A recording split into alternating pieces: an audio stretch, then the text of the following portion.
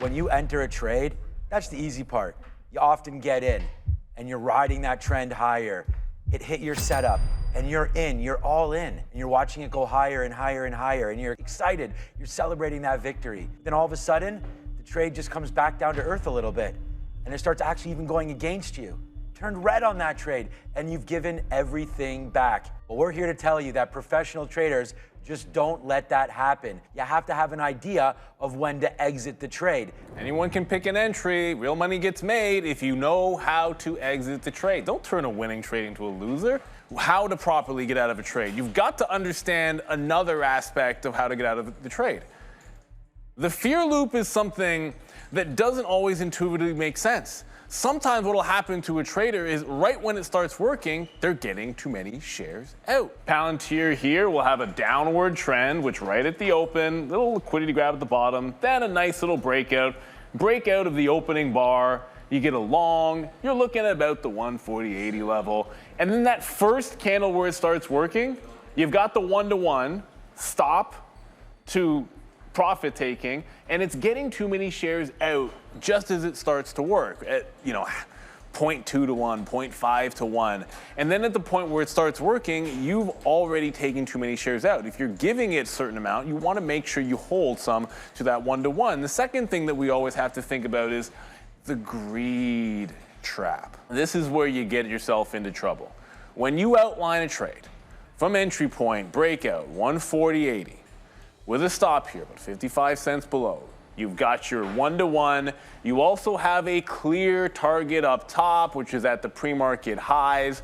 It's getting into this level. Now, sure, you could obviously be getting some out in this range. Maybe you miss it by a little bit. Maybe you don't get enough shares out in that top end of the range. Whatever the reason might be, it's very important to have some kind of an out. VWAP in this particular case gives you an obvious one.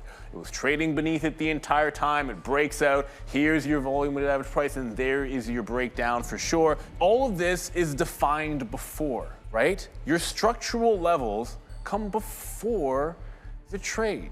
When you're doing a downward trend break, I know when I get that bottoming tail wick that I'm looking for the break of that bar.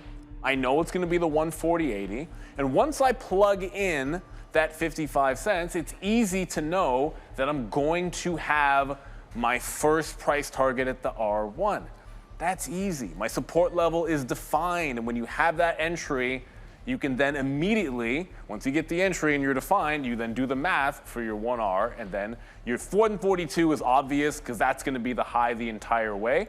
Do you want to leave some on in case it goes? Fine. But it is so incredibly important to understand once you are breaking down and getting closes underneath that volume weighted average price, you have got to get out of the trade. What will often happen to traders is they will leave their original stop in, which is fine at the beginning of a trade. Before it's worked, of course you're going to have your stop. If it just goes right down, you got to protect yourself. But once you've already gone close to your target, what are we doing? Holding it all the way back in and allowing it to break for a negative trade. And remember, all of this should be done. If you're executing on a 3-minute, then your targets, everything should be on the 3-minute. It could be a 5-minute if you like, it could be a 1-minute if you like, but you're keeping the same time frame for all of these entries. And the same thing with your VWAP. VWAP's gonna be generally the same regardless, but you do wanna make sure you're tracking this all on the same time frame. You might have come up with the trade on a 15-minute, but if you're executing based on the 3, then you keep all of these targets, you keep all of these stops, you keep your profit taking all right there on that 3-minute. It's so incredibly important. Do not let it get to your target zone without having some kind of an anchor. It could be VWAP, it could be a moving average. I'm showing you VWAP here to make sure you lock in those profits on the way back. A 100% retracement, when it went where you wanted it to go, that's not rewarding yourself for a good decision. And at the end of the day, trading is about making money on your good decisions.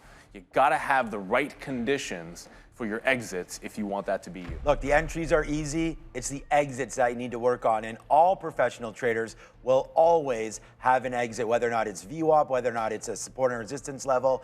Thanks, Neil, for that lesson. Rewind it back. That's a good one. Have an exit strategy and get paid.